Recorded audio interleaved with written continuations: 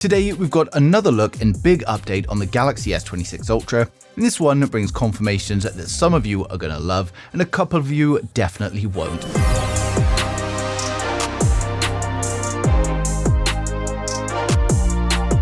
So first up, RAM. We finally have solid info on the S26 Ultra's memory. While it is getting faster with LPDDR5X RAM with speeds around 26% faster than last year, the rumors about a global 16GB variant are not true.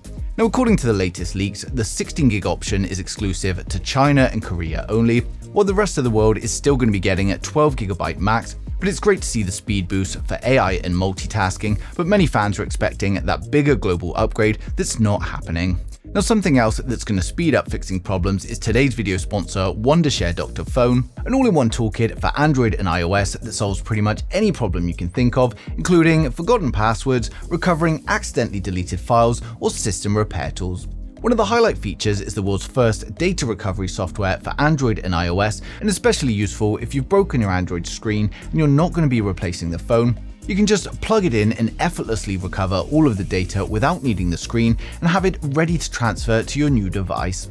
We've also got a one-click system repair that's going to automatically detect your phone details and repair any system issues for you, meaning no technical knowledge is required. And of course, this is just one or two examples of how Dr.Fone can help you, and we've got loads of useful features from screen lock removal, even if passworded, backing up and transferring all data including things like WhatsApp, routing the device for you, and even do a complete data erase. So whatever your problem, Dr.Fone's got you covered, so check it out now by clicking the link down in the description below. Now back to the S26 Ultra, and we finally got some battery upgrades. We've had reports for months saying that Samsung was pushing capacity up to 5,500 mAh, but the latest information says unfortunately that isn't happening, but instead we're getting a 5,200 mAh battery, which is still an improvement, just not a huge one.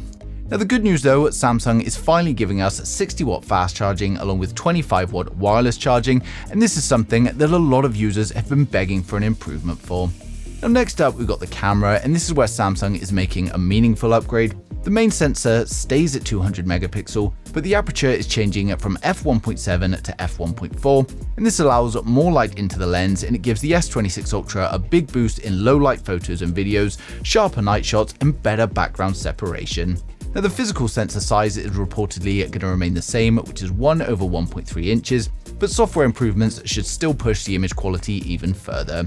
Now we're also hearing that the selfie camera is getting a wider field of view at around 85 degrees now, and this means you can fit more into your shots, but the only downside is a slightly larger punch hole cutout on the front display. Now speaking of that display, Samsung is upgrading to the new M14 OLED panel, and that of course is going to improve color accuracy and overall quality. But according to Ice Universe, peak brightness is actually going to stay at 2600 nits, and this is across the whole S26 lineup.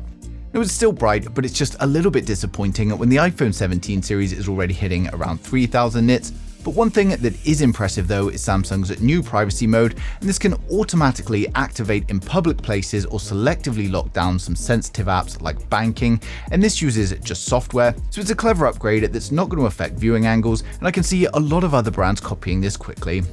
Now moving on to the S26 Edge, and this one is still a little bit of a mystery. Many reports suggested that it might actually be coming but launching later in the year, and Samsung are also giving it a brand new design that you're seeing here, but honestly the release is very unclear at the moment. The S25 Edge didn't sell as well as Samsung hoped, and this forced them to backtrack on letting it replace the Plus model. And interestingly, Apple faced the same issue with the iPhone Air, which also didn't perform as well as expected, so maybe ultra-thin phones just aren't in high demand. As for the overall design though, Samsung is keeping things familiar. The S26 and the 26 Plus get a slightly redesigned camera module, while the S26 Ultra features this new camera bump for the 3 vertical lenses.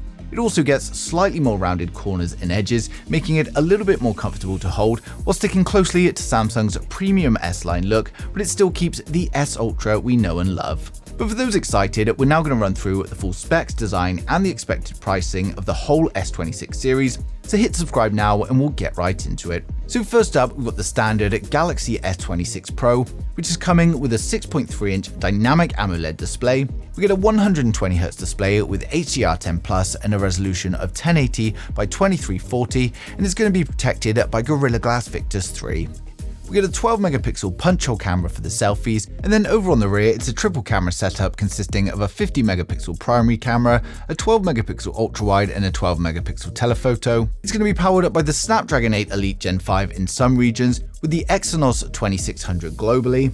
And it's coming with 12 GB of RAM and up to 512 GB of storage, which will be UFS 4. We get a 4300 mAh battery with 25W fast charging and 15W wireless charging, and of course it's going to come with 5G, Bluetooth 6, Wi-Fi 7 and ultra wideband support, and it's going to be launching with One UI 8.5 based on Android 16. And it's expected to launch from $800 in January 2026. Next up, we've got the Galaxy S26 Plus, which is coming with a 6.7-inch dynamic AMOLED display. We get a 120Hz display with HDR10 Plus and a resolution of 3120 by 1440. It's going to be protected by Gorilla Glass Victus 3.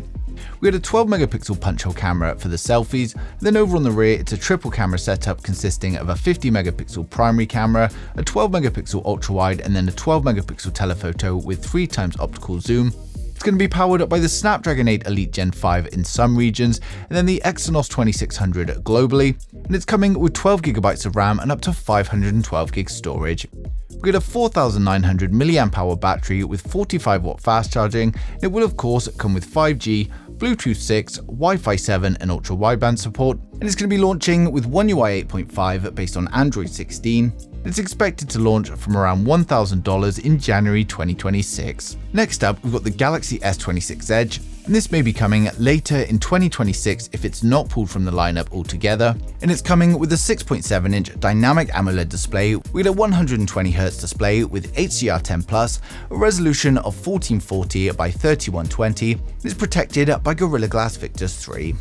We get a 12 megapixel punch hole camera for the selfies, and over on the rear it's a dual camera setup consisting of a 200 megapixel wide angle and a 50 megapixel ultra wide. It's going to be powered up by the Snapdragon 8 Elite Gen 5, and it's coming with 12 GB of RAM and a choice of 256 or 512 storage, which will be UFS 4, and it's coming with a 4200 mAh battery with improvements to fast charging. And it will of course come with 5G, Bluetooth 6, Wi-Fi 7 and ultra wideband support, and it's going to be launching with One UI 8.5 based on Android 16. And if it does get launched, it's coming later on in 2026 at a launch price of around $1,100. Now finally, we've got the most premium model, the Samsung Galaxy S26 Ultra. And the S26 Ultra is coming with a 6.9-inch dynamic AMOLED display with a 120Hz display with HDR10 Plus and a resolution of 1440 by 3120, and it's going to be protected by Gorilla Glass Armor 3.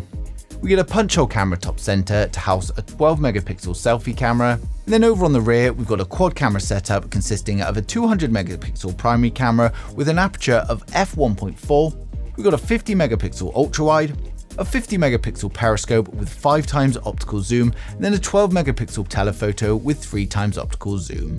It's going to be powered up by the Snapdragon 8 Elite Gen 5 in all regions, and it's coming with 12 GB of RAM and 1TB of storage, which will of course be UFS 4. It's coming with a 5200 mAh battery with an upgrade to 60W fast charging and 25W wireless, and it will of course come with 5G, Bluetooth 6, Wi-Fi 7 and ultra wideband support, and it's launching with One UI 8.5 based on Android 16. It is expected to launch from around $1,300 in January 2026. So overall, the Galaxy S26 Ultra is shaping up to be a refined flagship with rounded design tweaks, faster charging, improved display, Bluetooth 6 connectivity, and the powerful Snapdragon 8 Elite Gen 5 chip. And then of course, we might have the Edge coming later on in the year, and that also features a new design. Now Samsung does seem to be playing it very safe this time around, and probably with the intention of a big upgrade next year. So for anyone with the predecessor, it's probably not going to be worth upgrading, but for those with an older S phone or maybe looking to try out their first S phone, then it's still going to be a good choice. Now with launch just a few months away though, we're no doubt going to get more and more leaks, and I'll be sharing them as soon as they come in. So make sure you subscribe so you don't miss a thing in the future.